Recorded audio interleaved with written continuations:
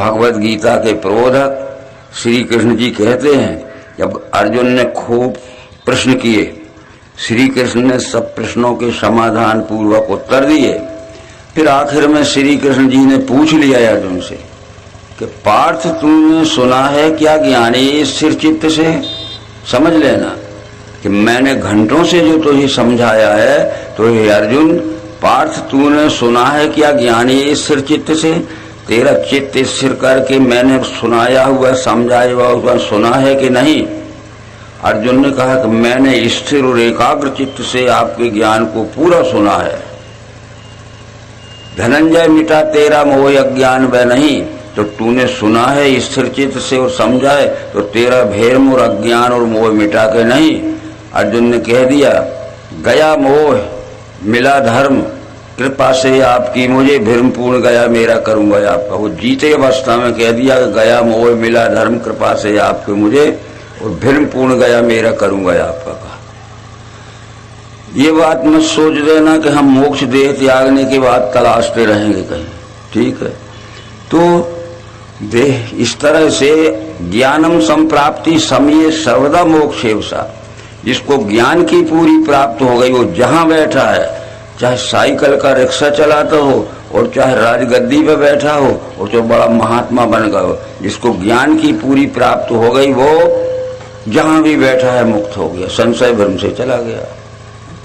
तो इस तरह से सुनो, समझो और अपने मन में धारण करो और व्यवहार में लाना पड़ेगा। व्यवहार में पर उपदेश कुशल बहु तेरे, जे आचरण थे नर न घमेरे।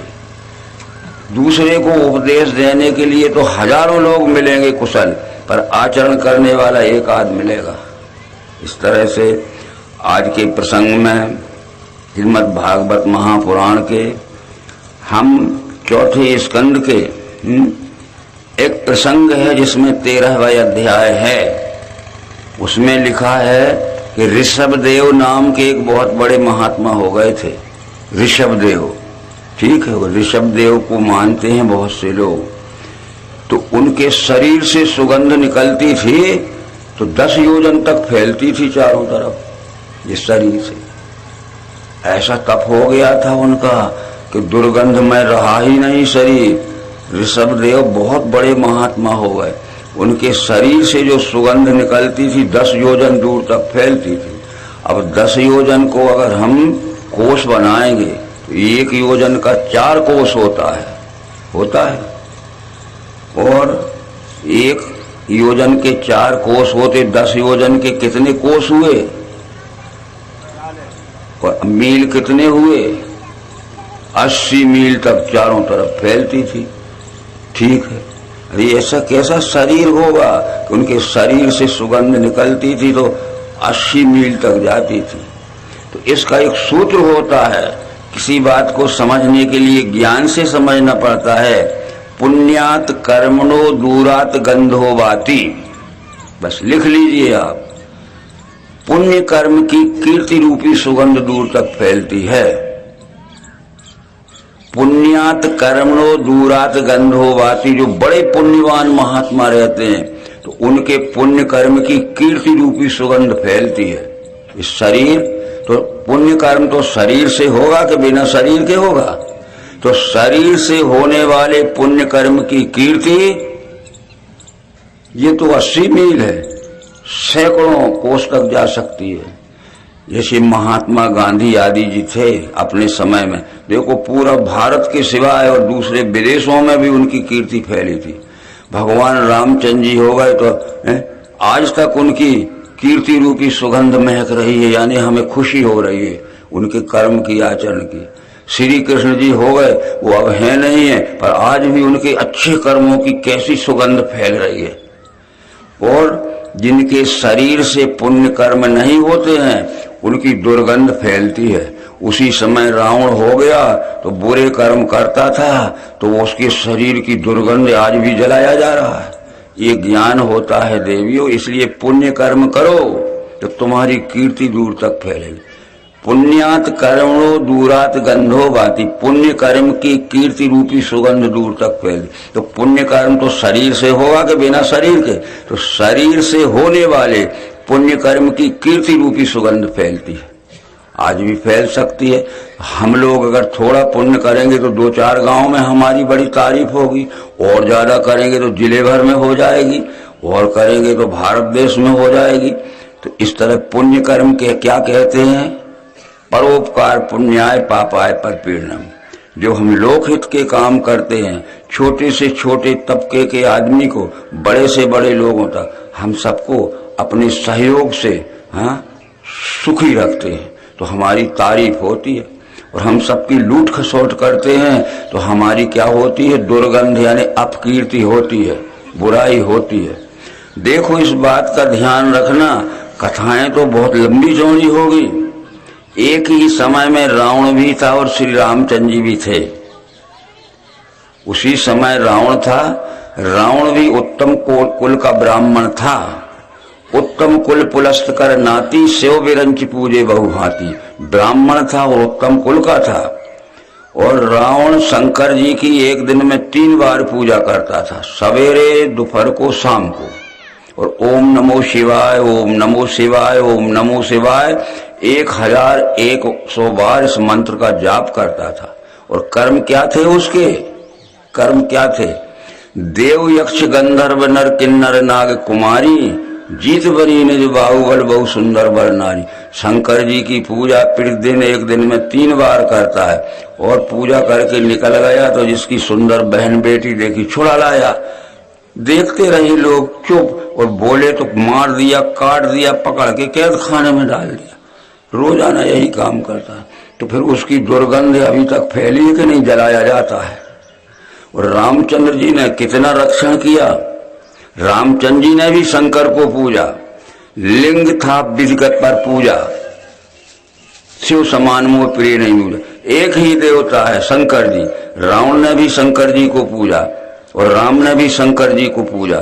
तो रावण की कीर्ति फैली है कि उसकी बुराई फैली है? और रामचंद्र जी की कीर्ति आज तक महक रही है कि उसकी दुर्गंध आ रही? इसलिए परमात्मा एक है। इस विश्व रूप परमात्मा के साथ जो छल कपट पाखंड का व्यवहार करेगा, अपने कुटुंब का पालन करेगा, अपने विषय भोगों की पूर्ति करेगा, तो हजारों युगों तक उसकी निंदा होगी, बुराई होगी, अपकीर्ति होगी, और जो सच्चाई के साथ व्यवहार करेगा। तो क्या हम ये बात नहीं समझ पाए कि देवता तो विश्व रूप परमात्मा एक ही है, इसी के साथ तो हमें व्यवहार करना है। और कहाँ आकाश में व्यवहार करने जाओगे? पाताल में। इसके साथ में सच्चाई का व्यवहार करो, और इसके साथ में जो छल कपट पाखंड का, बुराई का व्यवहार करेंगे तो दोनों को अलग अलग फल मिलेगा। अच्छे कर्म का अच्छा फल, बुरे कर्म का बुरा फल। इस तरह से ये भागवत स्कंद के 4थे अध्याय का, 4थे स्कंद का 5वें अध्याय का ये 32-33वां प्रसंग है कि ऋषभ देव एक बहुत बड़े महात्मा थे। 10 योजन तक उनकी सुगंध महकती थी, 80 मील तक। ठीक है, तो सुगंध क्या? अच्छे कर्म करते थे तो कीर्ति रूपी सुगंध महक रही थी, बहुत तारीफ होती थी, जय जयकार हो रही थी। इस तरह से ध्यान रखिए, ये कथाओं का ऐसा नहीं कि शरीर महकता था। तो इस किताब में लिखा है भागवत में उनका शरीर महकता था। तो सूत्र क्या कहता है, समझ गए? पुण्यात कर्मणो दूरात गंधो वाती। पुण्य कर्म की कीर्ति रूपी सुगंध फैलती। तो पुण्य कर्म तो शरीर से होगा कि बिना शरीर के? हम अपने शरीर से पुण्य कर्म करें, जनहित के कर्म करें, तो हमारी कीर्ति रूपी सुगंध भी फैले। हम अपने शरीर से लूट खसोट के, छल कपट पाखंड के, व्यभिचार के कर्म करें तो हमारी क्या है? अपकीर्ति रूपी दुर्गंध फैलेगी, बदनाम होगा। इन सब बातों का विचार करते रहिए। फिर भागवत पुराण के 4थे स्कंद के 1 अध्याय के ये 2 श्लोक से लेकर ये कथा लंबी चली है। जो सवेरे हमने कहा था कि स्वयंभू मनु के 2 पुत्र थे, उत्तानपाद और प्रियव्रत। तो ये राज जो रामायण में वर्णन आता है, रामायण में भी आता है वर्णन। आपने रामायण पढ़ा होगा और भागवत भी पढ़ लेना। स्वयंभू मनु और शतरूपा, जिनसे भय नर सृष्टि अनूपा। तेहि मनु राज कीन बहु काला, बहुबिल प्रभु आयुष प्रतिपाला। यानी उनने बहुत लंबे समय तक इस पृथ्वी का राज किया। बहुविधि प्रभु आयुष प्रतिपाला, ईश्वर की आज्ञा के अनुसार अपनी प्रजा को खूब सुख दिया, खूब सुख दिया, जैसे पुत्रों को सुख देते। पर एक दिन महाराज मनु बैठे थे और वो मन में बैठे बैठे सोचते रहे थे कि होए न विषय विराग, भवन बसत चौथपन, हृदय महादाग, जन्म गयो हरि भक्ति में। बताओ, इतना बड़ा कि मैं जिंदगी भर मैंने ईश्वर की आज्ञा के अनुसार इस प्रजा को सुख पहुंचाया, पर मेरा बुढ़ापा आ गया, मेरी जिंदगी बिना भक्ति के जा रही है। होय न विषय विराग, भवन बसत भव चौथपन, हृदय महादुख लाग, जन्म गयो हरि भक्ति बिन। बताओ, बुढ़ापे में मेरी जिंदगी बिना भक्ति के। वो भक्ति तो कर ही रहे थे, पर उनके मन में ये आया कि जिसकी मैं भक्ति कर रहा हूं वो ये मालूम नहीं है कहाँ रहता है। आप लोग बताइए देवी भाइयों कि जिसकी आप भक्ति कर रहे वो कहाँ रहता है, हमें बता दो। तो ये मनु का होए न विषय विराग, भवन बसत बहु चौथपन, बुढ़ापा आ गया मेरा, हृदय महादुख लाग, उनके हृदय में बड़ा दुख हुआ कि जन्म गयो हरि भक्ति, मेरी जिंदगी बिना भक्ति के चली गई। लो वरवश राज सुतहि नृप दीना, नारी समेत गबन बन कीना। अरे अपने पुत्र प्रियव्रत को बुला के और ये राज देखो पुत्र, और अपनी पत्नी शतरूपा के सहित वो ईश्वर की खोज को निकले। ये रामायण में वर्णन है, तो इस भागवत में भी वर्णन। अभी ये रामचरित और सप्तचरित परीक्षित को सुखदेव सुना रहे, वो कहते मुझे पहले के लोगों के सुनाओ क्या क्या किया है उन्होंने। तो उनने सुना था कि नैमिषारण्य में बड़े बड़े महात्मा रहते हैं, बड़े बड़े विद्वान रहते हैं, वहां वो मुझे परमात्मा दर्शन करा देंगे। नैमिषवर तीर्थ विख्याता, सकल सिद्ध सेवक को दाता। और नैमिषारण्य तीर्थ आज भी है अपने देश में। तो वो नैमिषारण्य में गए और वहां जाके एक छोटा सा आश्रम बना लिया और कह दिया कि मैं भक्ति तो कर रहा हूं, पर मुझे ये पता नहीं है कि जिसकी भक्ति कर रहा हूं वो कहाँ है, कैसा है। कृपा करके कोई बड़े बड़े महात्मा मुझे उसकी पहचान करा दे तो आज मेरी जिंदगी धन्य हो जाएगी। आए मिलन सिद्ध मुनि ज्ञानी, धर्म धुरंधर नृप जानी। बड़े बड़े सिद्ध, बड़े बड़े मुनि, बड़े बड़े ज्ञानी मिलने आए। वो उनका प्रश्न यही था कि मैं भक्ति तो कर रहा हूं, पर मुझे ये पता नहीं है कि वो परमात्मा कहाँ है जिसकी भक्ति। किसी ने कहा एकादशी व्रत करो, किसी ने कहा सोमवती अमावस नहाओ, किसी ने कहा मकर संक्रांत करो, किसी ने कहा तीर्थ में जाओ। सुनते जाना। ये बात तो कृष्ण जी ने भी समझाई थी अर्जुन को। क्या समझाई थी? जब अर्जुन ने कृष्ण जी से पूछा कि लोग कहते हैं कि पवित्र नदियों में स्नान करने से पाप मुक्त हो जाते हैं, इसलिए कोई गंगा को दौड़ते हैं, कोई यमुना को दौड़ते हैं, कोई सरयू में दौड़ते हैं और कोई नर्मदा में दौड़ते हैं। डुबकी लगाने के साल भर में जो कछु भला बुरा किया होगा सब धुल जाएगा पाप। तो पवित्र नदियों में स्नान करने से पाप मुक्त हो जाते हैं और तीर्थों में भी भ्रमण करने से, तीर्थों में निवास करने से, तीर्थों में जाके दर्शन करने से भी पाप मुक्त हो जाते। तो श्री कृष्ण जी ने क्या कहा कि अज्ञानी लोग समझते हैं, अज्ञानी लोग ऐसा विचार करते हैं। तो अर्जुन कहता है आप तो चाहे जैसा कह देते हो, हमें इसको समझाओ। बोले ये हसनापुर गंगा किनारे है। हसनापुर जो है आज वो भी गंगा किनारे है और दुर्योधन दुशासन का और कर्ण का जन्म हसनापुर में हुआ था। ये दुर्योधन दुशासन दोनों भाई प्रतिदिन सवेरे शाम गंगा नहाते थे। राक्षस काय को हो गए, पराई बहन बेटी को द्रौपदी को छुड़ा रहे हैं, उनको जला रहे हैं, उन्हें जहर दे रहे हैं और लाख के घर में जबरदस्ती। ये तो दोनों टाइम स्नान करते थे गंगा का। और ये क्या पाप करते थे देखो ना, दुर्योधन दुशासन। तो क्या पवित्र नदियों का स्नान न करें अर्जुन कहता है? तो बोले इसका ज्ञानमय अर्थ दूसरा है। ज्ञानमय अर्थ दूसरा है कि ज्ञान के प्रचार केंद्र बड़े बड़े जलाशयों के किनारे बनाए गए थे। ज्ञान के प्रचार केंद्र बड़े बड़े जलाशयों के किनारे बनाए गए थे कि अनेक वर्षों तक पानी नहीं गिरा तो पानी का अभाव न होगा, खाद्य सामग्री तो कहीं से बुला लेंगे। अब तुम पानी को ही तीर्थ समझने लगे तो मैं क्या करूं। आत्मा नदी संयम पुण्य तीर्था सत्योद का शील तटादयो भी तत्राभिषेकम कुरु पांडु पुत्र न वारणाति शुद्धियंती चाहता। आत्मज्ञान रूपी नदी में तत्वदर्शियों का सत्संग रूपी स्नान कर अर्जुन। कृष्ण कहते हैं अर्जुन से, आत्मा नदी संयम पुण्य तीर्थ सत्योल का शील तटादरो भी तत्राभिषेकम कुरु पांडुपुत्र। हे पांडुपुत्र, आत्मज्ञान रूपी नदी में एक तत्वदर्शियों का सत्संग रूपी स्नान कर। न वारणाति शुद्धियंती च अंतरात्मा। पानी में डुबकी लगा लेने से आज तक कोई मुक्त नहीं हो सकता। कितने जानवर पानी में डुबकी लगा रहे। तो इस तरह से तन की शुद्धि के लिए है जैसे स्नान, और मन की शुद्धि के लिए है वैसे ही ज्ञान, और बुद्धि शुद्धि के लिए है वैसे विज्ञान। ये कथाएं, इस सब में ये कथाएं नहीं सुनाई जाए। अरे तन शुद्ध करना है तो इस नल के पानी में कर लो, जैसा शुद्ध इस नल के पानी में उधर गंगा में भी हो। और मन शुद्ध करना है तो ज्ञान से शुद्ध करो, बुद्धि को शुद्ध करना है तो विज्ञान से शुद्ध करो। हनुमान ने अपनी बुद्धि को विज्ञान से शुद्ध किया। रामचंद्र जी ने जो कृपा की थी, विज्ञान दिया था, तब तुलसीदास को लिखना पड़ा कि पवन तनय बल पवन समाना बुद्धि विवेक विज्ञान निधाना। ले बुद्धि में विज्ञान का विवेक, पवन तनय बल पवन समाना बुद्धि विवेक विज्ञान, उसकी बुद्धि में विवेक का विज्ञान रामचंद्र जी ने दे दिया। सो अनन्य जाके यश मति न टरे हनुमान, और मैं सेवक सचराचर रूप स्वामी भगवान।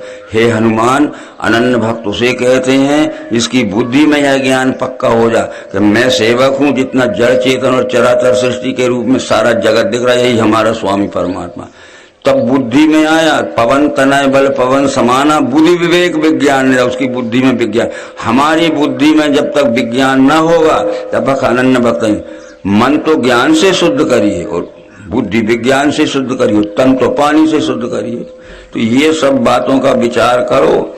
तो ये इस तरह का उसमें विचार है।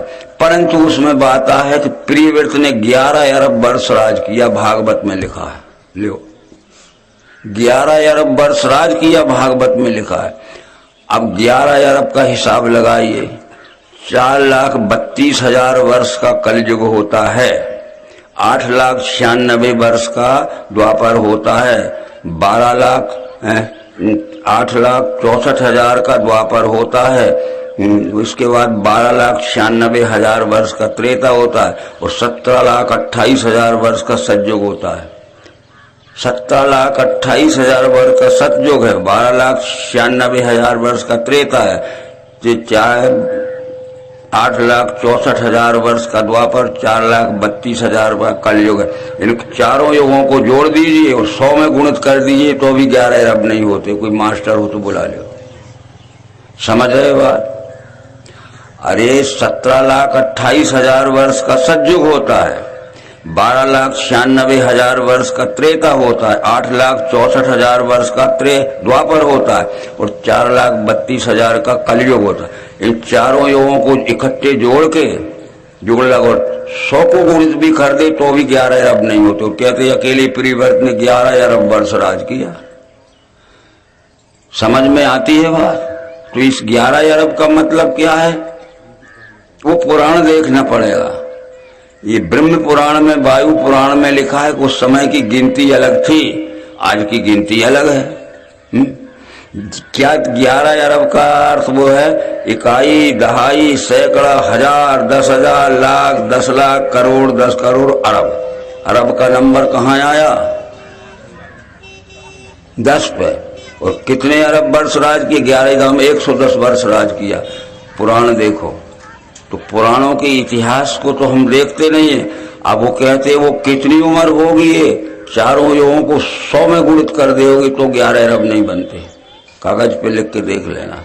इस तरह से ये ब्रह्म और वायु पुराण में ये सब बातें लिखी हैं। ये रामचंद्र जी ने भी 11,000 वर्ष राज किया, परंतु रामायण में तो ये लिखा है कि जब रामचंद्र जी के धर्म स्थापना का काम पूरा हो गया तो हरण सकल श्रम प्रभु श्रम पाई, गए जहां शीतल अमराई। जो अयोध्या के बाहर बड़ा सघन आमों का बगीचा था। हरण सकल श्रम प्रभु श्रम पाई, गए जहां शीतल अमराई। संग लिए भरतादिक भ्राता, हनुमान सेवक सुखदारा। पुण्य कृपालु पुर बाहर गए, गजरत तुरग मगात भय। दिए सकल जा कहाँ जो चाहे, देख कृपा दी सकल सराय।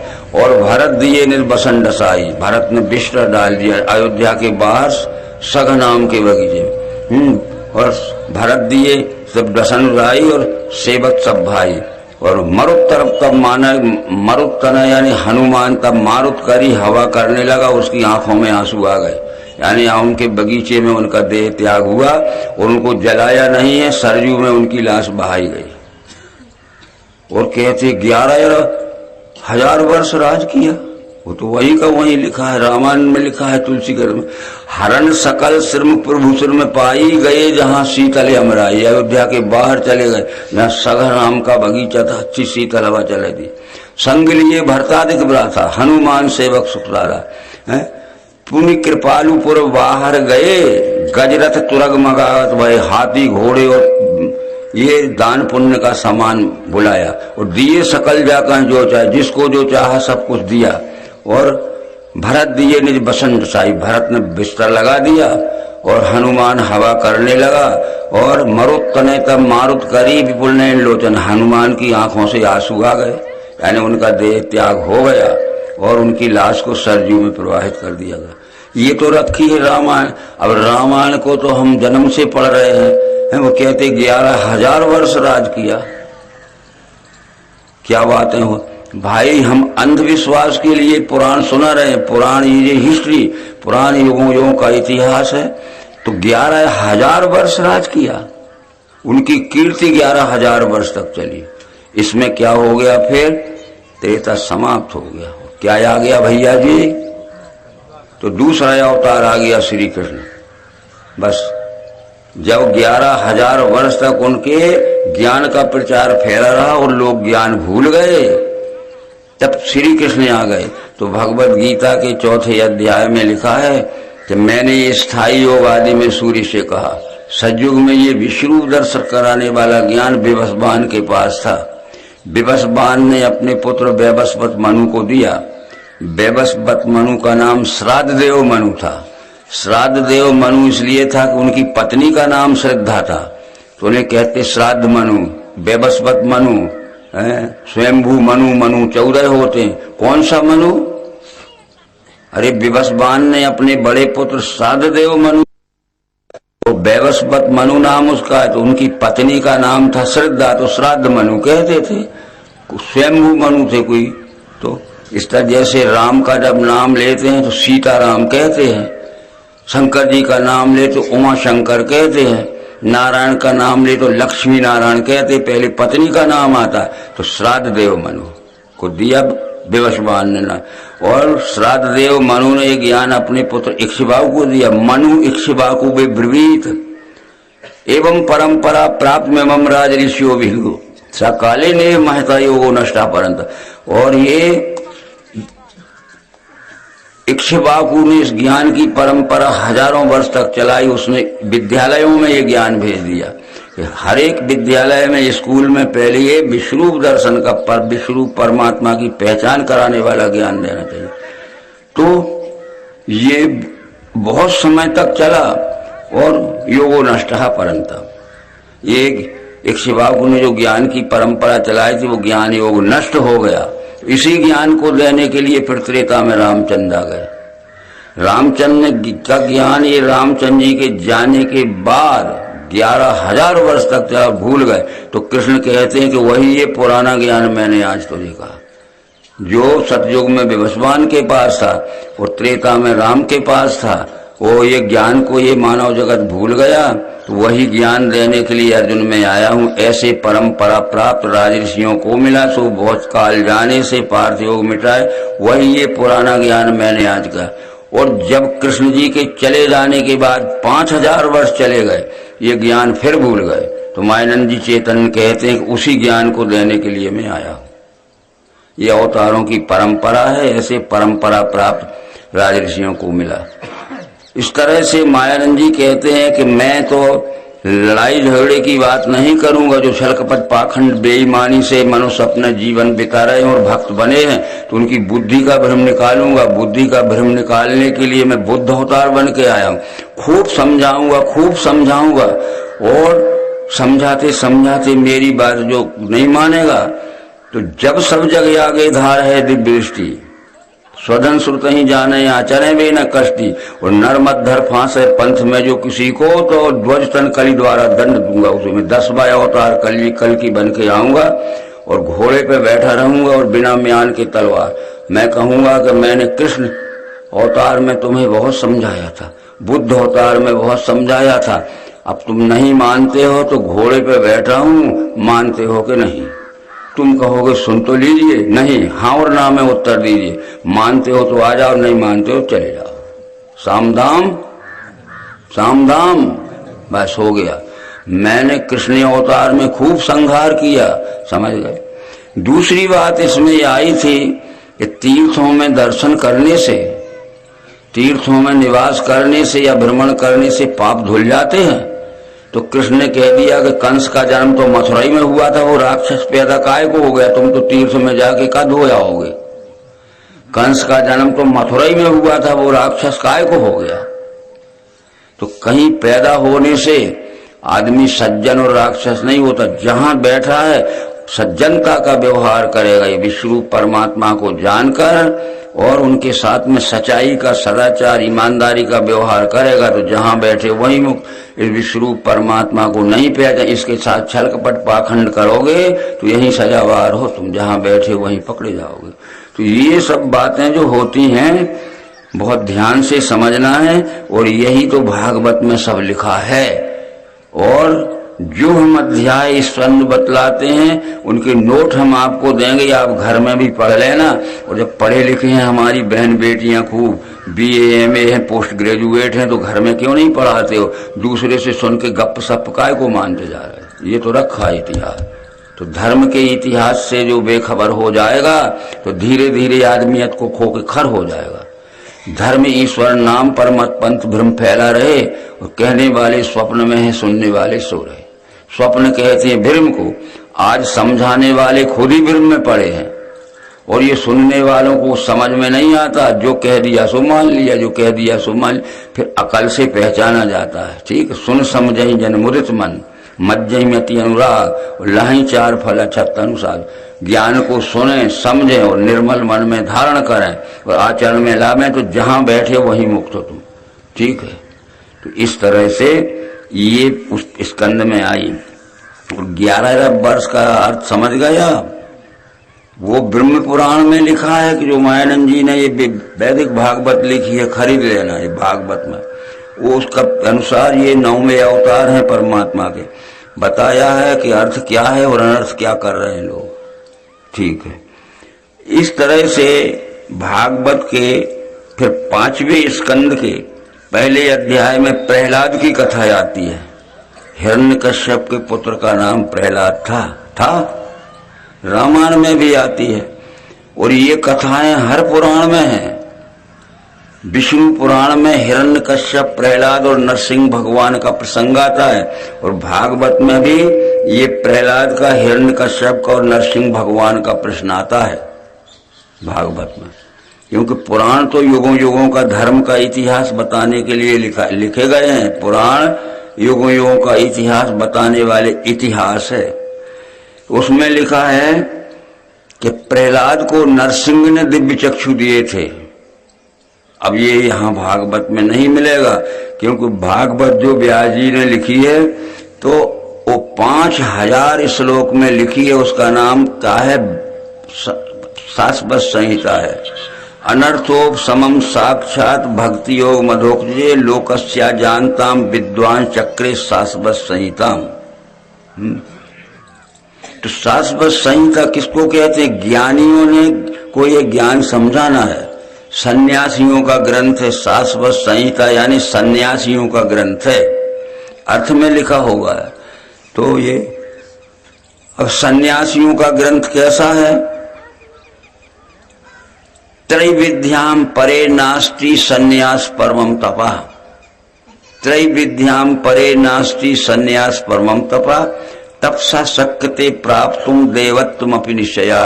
ऋग्वेद, अजुर्वेद और सामवेद में लिखा है इस मनुष्य जीवन की, ज्ञान की, तप की और योग सिद्धि की सबसे ऊंची अवस्था संन्यास है। जीव आत्मा ने जो मनुष्य शरीर में जन्म लिया है तो मनुष्य जीवन की, ज्ञान की, योग की और तप सिद्धि की सबसे ऊंची अवस्था संन्यास। उससे ज्यादा अब मनुष्य ऊंची ज्ञान प्राप्त नहीं कर सकता। तो सन्यासियों का ग्रंथ है, तो उसमें ये भी लिखा है कि कर्म त्यागान संन्यासो न प्रेसोच्चारणे नितु संधो जीवात्मनो रेक्यम संन्यासा प्रकीर्ता।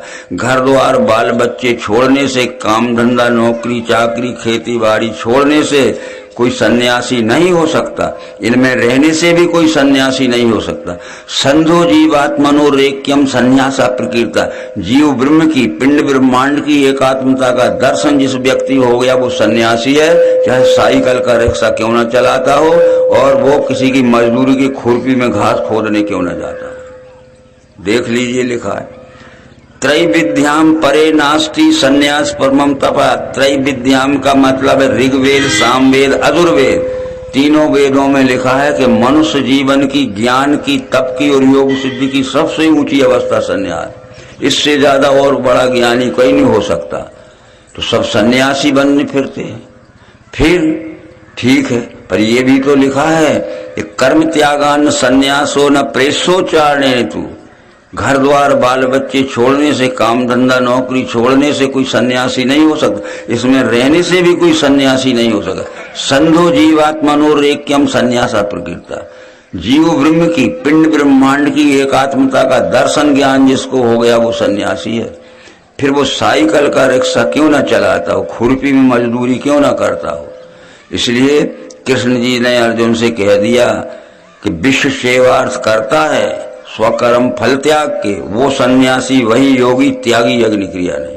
ये विश्व रूप को पहचान कर और विश्व रूप की सेवा स्वकर्म स्वार्थ छोड़ के जो करता वह सन्यासी है, वही योगी है। घर द्वार बाल बच्चे छोड़ देने वाला, सिर उठाने वाला ना कोई सन्यासी न योगी। भागवत पुराण में फिर एक बात आती है, ये पूछा जा रहा है उनसे, क्या पूछा जाता है कि त्याग सन्यास दोनों का भेद है जानना मुझे।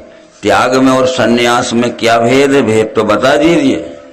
तो उत्तर क्या देते हैं कि अनेक प्रकार के मतभेद हैं लोगों में। इसमें समझदार जो लोग नहीं है यानी अपने अपने मनगढ़ंत बात करते हैं। पंडित काम्य कर्मों का त्याग सन्यास है कहें, कुछ विद्वान कहते हैं कि सकाम कर्म छोड़ दीजिए। त्याग न फल कर्मों का कहें विद्वान त्याग, वो कुछ कहते फल इच्छा छोड़ के कर्म करिए। अन्य कोई कहें कर्म दोषी है, त्याग न उसे। कर्म सब दोषी, अच्छे हो चाहे बुरे हो, अच्छे भी छोड़ दे बुरे भी छोड़ दे। और कोई पंडित यूं बोले सत्कर्म त्यागना नहीं। पर कृष्ण क्या कहते, मेरा निश्चय क्या है वो त्यागना सुन भार। पर मैं क्या कहता हूं त्याग के विषय में, कहा है पुरुष श्रेष्ठ त्याग तीन प्रकार का, खूब समझ लेना। कहा है पुरुष श्रेष्ठ त्याग तीन प्रकार का, सतोगुणी त्याग, रजोगुणी त्याग, तमोगुणी त्याग। तमोगुणी त्याग के इस समय त्यागी मिलेंगे अपन को सब। जवान हैं, तंदुरुस्त हैं, पर आलसी हैं, कायर हैं, घर में बैठे बैठे खा रहे हैं, माता पिता का कमाया हुआ रखा है, संचित धर्म तो खा गए। अब फिर क्या करें, फिर भी जवान हैं, तंदुरुस्त हैं और स्वस्थ हैं, फिर भी नहीं कर रहे में। तो पत्नी जी अपने पति को कमा कमा के लाती है कि पति की सेवा तो ही सब धर्म है। अब पत्नी भी गुजर गई तो तुलसीदास कहते नार मरी घर संपत नासी, मूड़ मुड़ाई भय सन्यासी। ऐसे सन्यासी मिलेंगे, समझ गए। तो घुटी मूड़ वालों को घुटी अच्छे अज्ञान में घुटे रहते हैं और तुम्हें घोंट डालेंगे। अरे क्या कह दिया, नारी मरी घर संपत नासी, मूड़ मुड़ाई गए पेट की भूख तो मिटाना। क्या है, हम तो सन्यासी हैं, सन्यासी जी। तो इस तरह के सन्यासी नहीं बनना है। अनाश्रितः कार्यम कर्म करोति या सन्यासी च योगी च। विश्व सेवार्थ करता है स्वकर्म फल त्याग के, वो सन्यासी वही योगी, त्यागी अग्नि के। घर द्वार बाल बच्चे छोड़ दिए हैं, और काम धंधा, ये सन्यासी नहीं है कोई। तो सन्यासी सहयोगी होता है। जो हमें वैभव मिला है, ज्ञान का मिला है, धन का मिला है, तो हम अपने ज्ञान से आपका सहयोग करें। हमारे पास धन मिला है, धन से हम दीन दुखियों का सहयोग करें, वो सन्यासी है। ठीक है, सारी बातों को समझिए। तो ये कलयुग में उल्टा अर्थ होगा हर बात का। ये कृष्ण जी ने अर्जुन को समझा दिया। क्या समझा दिया? कि गुणों से तीन हैं वेद, बुद्धि के और धैर्य के। हमारी बुद्धि गुणानुसार तीन प्रकार की होती, सत्वगुणी बुद्धि, रजोगुणी बुद्धि, तमोगुणी बुद्धि। गुणों से तीन हैं भेद, बुद्धि के और धैर्य के। सुनवे में बताता हूं भिन्न भिन्न धनंजय। प्रवृत्ति को, निर्वृत्ति को, कार्य और अकार्य क्या, बंध और मोक्ष को जाने, बुद्धि उपारता सात्विकी। कौन सा काम करने लायक है जिसमें मेरे से सबको सुख होगा, और कौन सा कर्म त्यागने लायक है कि मुझे ही सुख हो और सबको दुख हो। ऐसा कर्म छोड़ दीजिए। अकेले मुझे सुख हो और मेरे परिवार को सुख, बाकी सब लोग दुखी रहे, उनका शोषण कर। तो ये प्रवृत्ति को, निर्वृत्ति को, कौन से कर्म में प्रवृत्त होना चाहिए कि मेरे से सब सुखी रहें, और कौन सा कर्म छोड़ना चाहिए कि मैं तो सुखी हूं पर सब दुखी हैं।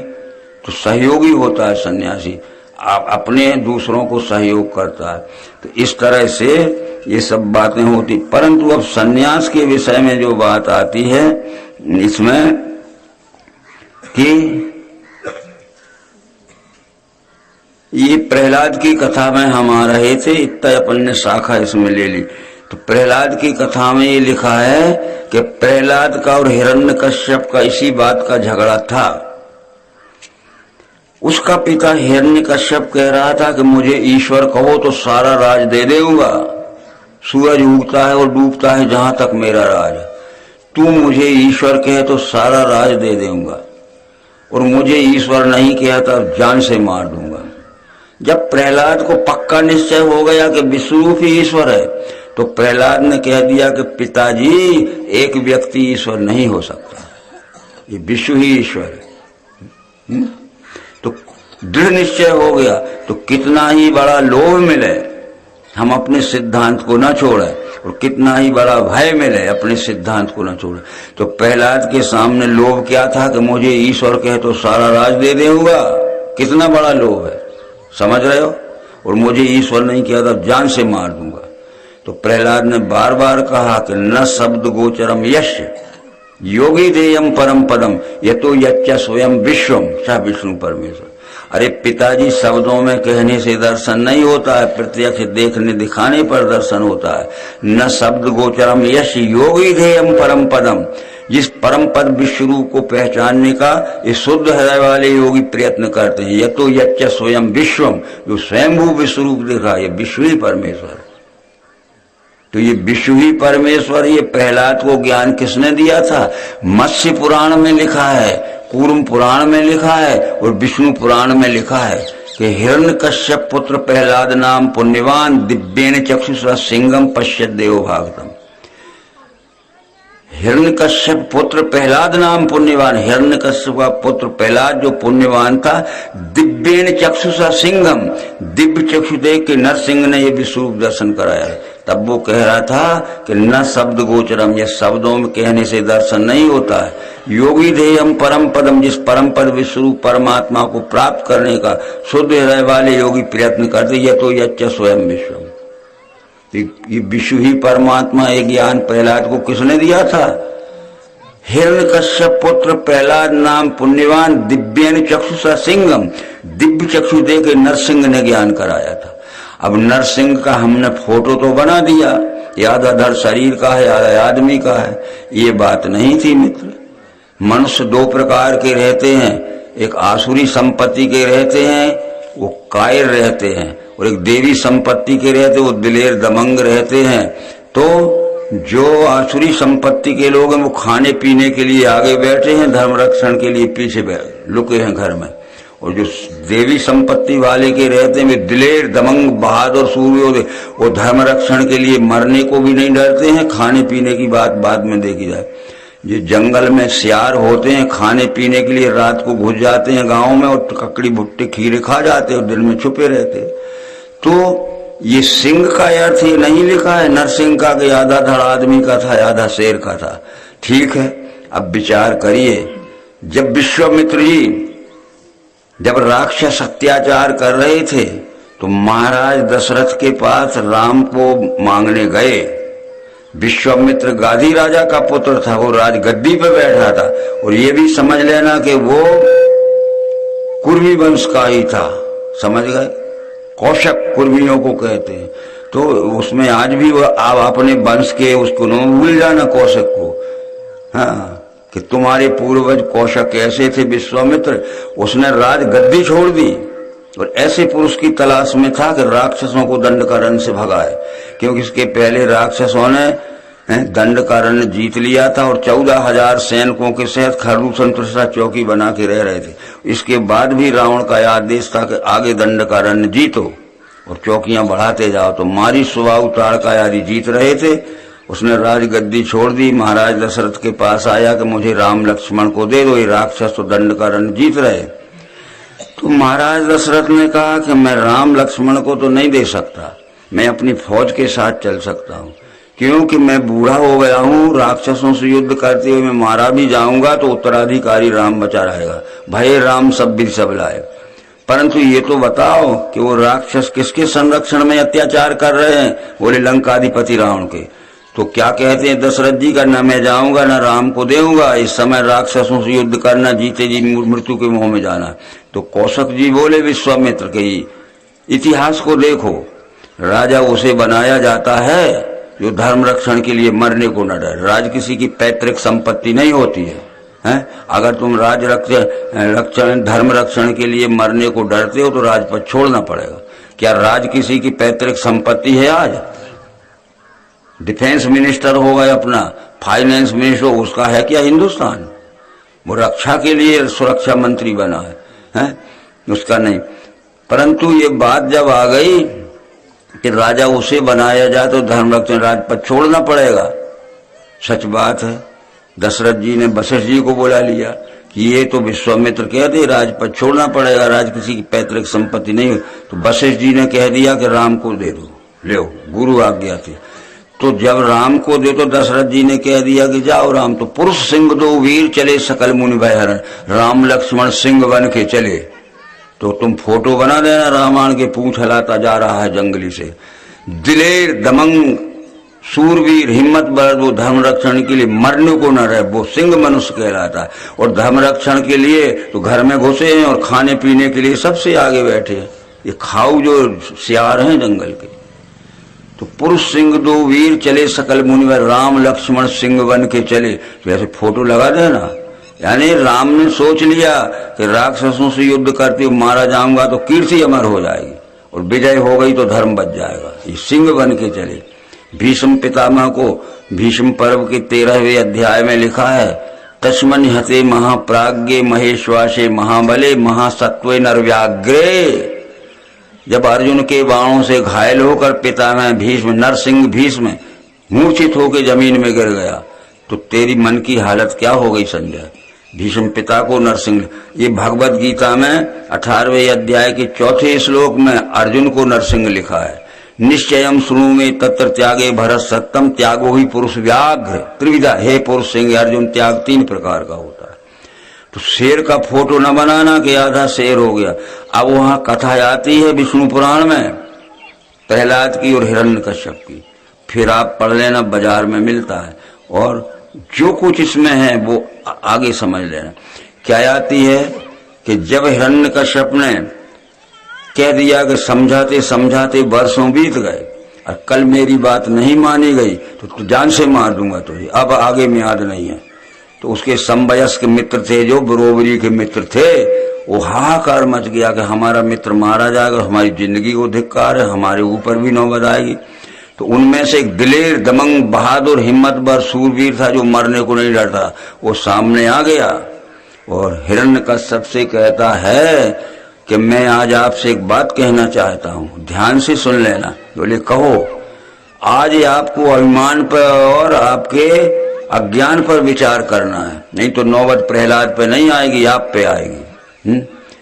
हिरण्यकश्यप से किसने कहा? प्रहलाद के एक मित्र ने, जो दिलेर था, दमंग था, डरा नहीं था।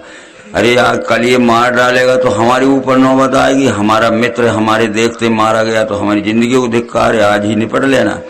उसने आके कहा हिरण्यकश्यप से कि आज आपको अपने अज्ञान और अभिमान पर विचार करना है, नहीं तो नौबत प्रहलाद पे नहीं आएगी, आप पे आ सकती। क्या विचार करना है? क्या विचार करना है? ये विचार करना है कि प्रहलाद निर्दोष है, क्यों झूठा कहलवाते हो कि मुझे ईश्वर के हैं? ये नहीं हो सकता है।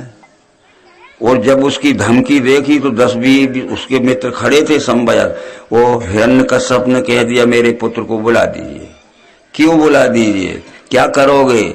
मैं समझ गया, मेरे पुत्र को बुला दीजिए। प्रहलाद को बुलाया गया, उसने गोदी में बैठाल के सिर पे हाथ फेरता है। विष्णु पुराण में लिखा है कि पुत्र मैंने तुझे बहुत कष्ट पहुंचाया। तो प्रहलाद कहता है पिताजी अभिमान में और अज्ञान में क्या क्या बुरे कर्म नहीं करता, मैं तो भूल गया। उसमें लिखा है पिता पुत्र दोनों मिलकर रहने लगे, विष्णु पुराण में लिखा है। और कहते न दिन को मरू, न रात को मरू, न ऊपर मरू, न नीचे मरू, न भीतर मरू, न बाहर मरू, न हथियार से मरू। है इतिहास को देखो। और मेरे सामने अभी 6 दिन रहेंगे हम, विष्णु पुराण ले आओ और मिलके रहने लगे, नहीं लिखा।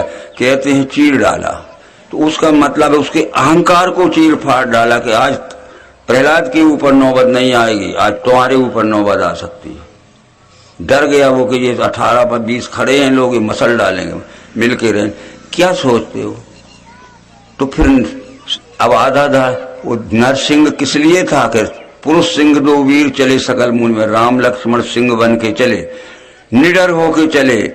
युद्ध करते हुए मारे जाएंगे तो कीर्ति अमर हो जाएगी, और विजय हो गई तो धर्म बच जाएगा। क्या हम आदमी हैं? आदमी में कोई समझदारी की अकल नहीं होती, वो सिंह ही बन गया। तो इस तरह से ये सब बातें उसमें आई। और वो नर्स दिव्य चक्षु प्रहलाद को किसने दिए? हिरण्यकश्यप पुत्र प्रहलाद नाम पुण्यवान दिव्येन चक्षुषा सिंहम। नरसिंह ने, यानी नरों में सिंह वो रहता है जो धर्म रक्षण के लिए मरने को न डरे। सोच लिया राम ने भी कि मारा जाऊंगा तो कीर्ति अमर होगी, और विजय हो गई तो धर्म बच जाए। उसने भी सोच लिया प्रहलाद के एक मित्र ने, अगर ये तलवार मार भी देगा तो मरने में कोई डर नहीं है, नहीं तो फिर निपट लेंगे। तो दोनों मिलकर रहे, तो उसके अहंकार को चीर फाड़ डाला। 100 पर से अगर काट दे फौलाद के तो क्या है, काटे जो अहंकार को शमशीर उसे कहते। हमने लोहे के 100 तवा रखे, समझ रहे, और एक तलवार मार दी, एक ही तलवार में 100 पर कट गए तो कोई बड़ी बहादुरी नहीं। पर अहंकार काट दे वो सबसे बड़ी तलवार, अहंकार किसी का नहीं कट सकता। वो अहंकार को काट दिया उसने नरसिंह ने कि मैं मर जाऊंगा ना तुम मर जाओगे, आज निपटना है, करके देख लो प्रहलाद पे कुछ। और वो विष्णु पुराण तो रखा है। अब अनर्थोप समम साक्षात भक्ति योग मधोक्तजे लोकस्या जानताम विद्वान चक्रे शाश्वत संहिताम। भागवत महापुराण का नाम भागवत नहीं है, शाश्वत संहिता है। उसमें 5000 श्लोक थे, आज 18000 श्लोक मिल रहे। 13000 श्लोक कौन लिख गया? ये इसमें लिखा है पहले स्कंद में 5000 श्लोक है। उसका नाम शाश्वत संहिता है, यानी विज्ञानियों का ग्रंथ है, उसका नाम शाश्वत संहिता। फिर 13000 श्लोक कौन लिख गया? व्यास जी ने लिखा है 5000 श्लोक। व्यास जी तो गए अब, और 13000 कोई वैशंपायन लिख गया, कोई कुंभज जी लिख गए, कोई भरद्वाज जी लिख गए, तो व्यास जी थे ही नहीं। अब उसमें तुम अपना लिखते रहो, लिखाते रहो, पढ़ते रहो, समझते रहो। इसलिए छेपक बहुत बढ़ गया, और हमारी बुद्धि समझने के लायक नहीं थी, इसलिए छेपक बढ़ गया। इस प्रकार से हमने बहुत से विचार किए। एक कथा फिर आती है राजा बैन की। लिखा होगा रामायण में कि अधम को बैन समान, पढ़ा है किसी ने? पढ़ते हो?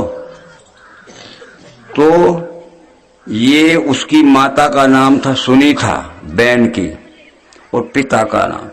तो पिता जब तक था और माता सुनीता थी, और एक पुत्र पैदा हुआ जिसका नाम था बैन, समझ गए। जब पिता मर गया तो मंत्री परिषद जो थी वो बैन को राजगद्दी पे नहीं बैठालना चाहते थे, समझ गया कि बड़ा अत्याचारी था, बड़ा कुटिल था, बड़ा दुष्ट था। पर उसकी माता ने कहा कि ये पिता का पुत्र है और मैं इसकी माता माँ हूं, वो पिता की गद्दी इसको मिलना चाहिए। पर मंत्री परिषद ने बार बार कहा कि राजगद्दी पर बैठने लायक नहीं है। पर वो सुनीता ने कहा कि नहीं, बैठा लो इसको। तो मंत्री लोगों ने मान लिया। जब वो गद्दी पे बैठ गया तो उसको नीति समझाने लगे ज्ञानी लोग, मंत्री लोग। तो क्यों रे मूर्खो, मुझे नहीं समझाते हो? और बड़ी बड़ी बातें करने लगा और अनुचित व्यवहार करने लगा। अब मंत्री परिषद ने सोचा कि बड़ा अंधेर हो गया, हम तो बैठाने नहीं चाहते थे, इसकी माता ने प्रेम पूर्वक हमें मना लिया और गद्दी पर तो चौगना अत्याचार करने लगा। एक दिन मंत्री परिषद ने सलाह की है, भागवत में लिखा है कि आज तो निश्चित कर दो कि सर्वसम्मति से इसको पदच्युत कर दो। सर्वसम्मति जितने मंत्री थे उनने कह दिया आके एक मत से सबने के आप राजपद से च्युत कर दिया, यानी ध्वनि बहुमत से फैल कर दिया कि गद्दी से हटा दिया जाए। अभी ध्वनिमति से पास होते हैं ना प्रस्ताव, तो सबके सब मंत्रियों ने कह दिया, आज कहते हैं कि गद्दी से उतर जाओ, बस निकाल दिया, अधम को बैन समान, बस हो गया। आज भी जो बड़े बड़े प्रस्ताव होते हैं ध्वनिमति से पास होते हैं, तो एक स्वर से कह दिया मंत्रियों ने कि समझाते समझाते तुमने भीषण अत्याचार नहीं छोड़ा, प्रजा को सब तरह से लूट डाला और सब तरह से बेइज्जती कर दी महिलाओं की, इसलिए भस्म कर दिया ने ध्वनिमत से कह दिया कि पदच्युत कर दिए गए। ये लिखा है। तो इसमें लिखा है रामायण में कि अधम को बैन समान। तो ये सब बातों का ध्यान करिए। अब भैया भागवत तो पढ़ना है, पर वेद देखो, शास्त्र देखो, स्मृति पुराण भी ज्ञान की दृष्टि से देखो, ज्ञान की दृष्टि से देखो। ज्ञान की दृष्टि ये नहीं कहती कि संभव का असंभव हो जाएगा। अब नरसिंह को आपने मान लिया, जब उसने नरसिंह दिलेर ने जो प्रहलाद का मित्र था, वो ये समझ रहा था कि मैं कुछ धमकी से कह रहा हूँ, उत्तेजना से कह रहा हूँ, हिरण्यकश्यप को आज आपके अज्ञान अभिमान पर विचार करना है, नहीं तो नौबत प्रहलाद पे नहीं आएगी, आप पे आ सकती। तो ये गुस्से से मार सकता है। एक खंबे की आड़ में खड़ा हुआ तलवार करेगा तो ऐसे ऐसे हो जाएंगे। तो जब उसने कहा बैठाल दो, गोद में बैठ गए, तो खंबा फाड़ के निकला नरसिंह के, खंबा की आड़ से निकला। आड़ में खड़ा था कि मारेगा तो बच जाऊंगा, तो इन्हें कह दिया फाड़ के निकला। खंबा के भीतर बैठा था नरसिंह, लकड़िया के खंबा के आड़ में खड़ा था। कोई बात आड़ में इसलिए कह रहे थे कि मारेगा तो बचूंगा कुछ आया से करके। तो जो तमोगुणी बुद्धि होती वो अर्थ का अनर्थ करती है। कृष्ण जी कहते हैं जो बुद्धि तम से व्याप्त कहे धर्म अधर्म को, अनर्थ अर्थ में देखे बुद्धि को पार तामसी। अधर्मम धर्मीति या मन से तमसा वृता, सर्वार्थान वृत्तिवितान, सर्वार्थान विपरीतान, 100 में 100 ही बातों का उल्टा अर्थ करती है वो तमोगुणी बुद्धि। तो उल्टा अर्थ हो गया सब, बस बात तो वही थी। आगे की बात आती है, इसमें फिर एक प्रसंग आता है जो एक ही प्रसंग कहेंगे, क्योंकि हमें 1.5-2 घंटे से ज्यादा बैठाने में आप मजबूर मत करना, समझदारों को इशारा काफी है। और हम तो रात भर बोलते रहेंगे, तुम रात भर सुनते रहोगे। पर एक बात का विचार जरूर करना, हम एक दृष्टांत देते हैं, दृष्टांत के बाद एक प्रसंग और सुना देंगे आपको। एक आदमी की साइकिल पंचर हो गई, वो साइकिल की दुकान पे गया, तो दुकानदार खाना खा रहा था, उसने कहा वो पंप रखा है भैया तू हवा भर ले। उसने पंप लेके हवा भरी तो 10-12 पंप मारे और हवा नहीं गई, तो उसने पंप को फेंक दिया कि तेरा पंप बुरा है। अब वो मुंह धो के आ गया साइकिल वाला, उसने अपने पंप को देखा, वो ट्यूब के वालनट पे लगा, 1-2 पंप मारे, वो ट्यूब में से फुसफुस हवा निकल रही थी। तो उसने कहा तेरी साइकिल पंचर है, मेरा पंप बुरा थोड़ी है। तो अपनी बुद्धि का पंचर पहले जोड़ो तो जल्दी समझ में आएगा ना। 100 पंप हवा भरोगे तो पंचर में से हवा निकलते ही जा रही। अपनी बुद्धि का पंचर जोड़ ले तो ये समझदार को इशारा काफी है? कहा ना थोड़े माही समझ है साधु, थोड़े में समझ सकते हैं साधु, परंतु जिनकी बुद्धि में ही ज्ञान प्रवेश नहीं होता है तो ऐसी सब बातें आती हैं। एक आदमी ने 3 मूर्तियां बनाई थी, एक ही धातु की बनी थी, एक बराबर वजन की बनी थी, एक से बनावट की बनी थी। एक ही धातु की बनी थी, एक बराबर वजन की बनी थी, एक सी ही बनी थी। 3 मूर्तियां। जो आता था मूर्ति की क्या कीमत है, तो वो कहता था इसकी 25 रुपए कीमत है। दूसरी की क्या है, बोले 50 कीमत है। तीसरी की क्या है, बोले 100 कीमत। वो ग्राहक पूछता था कि एक ही धातु की बनी है, एक बराबर वजन की बनी, एक सी बनी, कीमत में फर्क क्यों है? बोले परख लो। क्या परख ले, दिख तो रहा है। चले गए। एक आया, बोले क्या कीमत है? बोले पहली की 25 है, दूसरे की 50 है, तीसरे की 100 है। बोले एक ही धातु की बनी है, एक बराबर वजन की बनी, एक सी बनी, फर्क क्या? बोले परख लो। तो उसने कहा रहस्य को जरूर परख ले। उसने घास का तिनका निकाला लंबा, एक कान में से डाला, दूसरे में से निकल गया, एक कान में से डाला, दूसरे में से निकल। जब यहां डालने लगा तो अटक गया, यहां से मुंह की तरफ से नहीं निकला। फिर ठीक है, चला गया, दुख पड़ गया, चला नहीं गया। फिर तीसरी में डाला कि एक कान में से डाला, दूसरे में से निकल गया, एक में निकल गया, दूसरे में, यहां डाला तो मुंह में से निकल गया। पर अंदर जब उसने डाला तो एक कान से दूसरे में, एक से दूसरे में निकल, यहां निकल, और अंदर डाला तो यहां तक चला गया। तो वो 100 की थी। जिसका ज्ञान यहां तक चला जाएगा वो 100 की मूर्ति है, पूरा ज्ञान समझ जाएगा। ज्ञान कहाँ बैठना है? सर्वांग योगी स्थाई बीज है दिव्य चक्षु का। इसे जो चित्त में ले रहे, चित्त यहां बैठा है। इस कान से सुना, इस कान से निकल गया, इस कान से सुना, इस कान से निकल गया। और ज्यादा से ज्यादा हुआ तो एक कान से सुना, मुंह से निकल गया। लौट के जाओगे, क्या समझ के आए? बोले क्या बताएं, बहुत अच्छा था, क्या बताएं।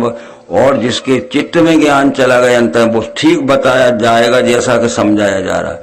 तो 100 की मूर्ति है जिसके हृदय में ज्ञान जावे। हृदय जानते हो? तुलसीदास जी ने कहा मेरे हृदय में गया है ज्ञान, तब मैं रामायण लिख रहा हूं। हृदय में ज्ञान दिव्य दृष्टि से जाता है। क्या लिखा है? बंदो गुरु पद पदम परागा, सुरुचि सुभाष सर से अनुरागा। वे गुरु की वंदना कर रहे हैं।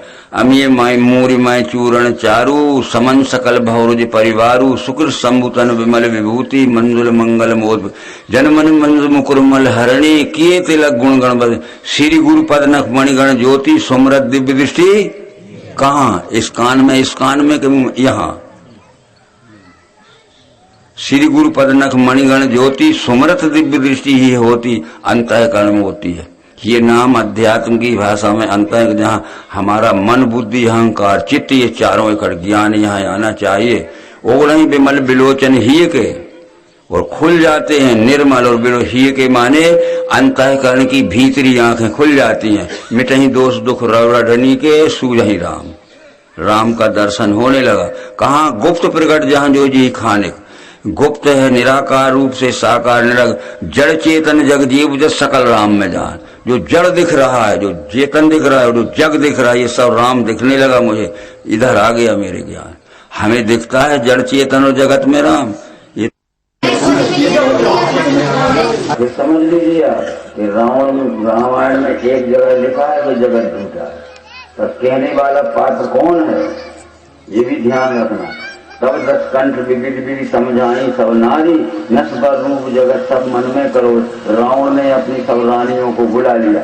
रावण कहता है कि ये जगत झूठा है। रावण कह रहा, रावण क्या कह रहा है? तब 10 कंठ विविध विधि समझाई सब नारी, नस्बर रूप जगत सब मन में। रामायण में लिखा है राम। अरे कहने वाला राम है क्या है? रावण है। एक गीता में ही, इसमें भी लिखी है बात, और भागवत में भी। तो इन सब बातों का विचार करने के लिए अपनी बुद्धि को सात्विक बुद्धि बनाइए। सत्वगुणी बुद्धि इस बात को जानती है। ओम नमो शिवाय, ओम नमो शिवाय 1100 बार जाप करता था। तो काम क्या करता था? देव यक्ष गंधर्व नर किन्नर नाग कुमारी, जीत भरी मेरे बाहुबल बहुत सुंदर बरनाल। देवताओं की, यक्षों किन्नरों के, नागों की सुंदर बहन बेटी ने छोड़ा लाया। रोका तो जेल में डाल दिया या मार काट दिया। और ओम नमो शिवाय और शंकर जी की पूजा। तो परिणाम क्या हुआ? ऐसे सब ऐसे ठग लोग भी पुजारी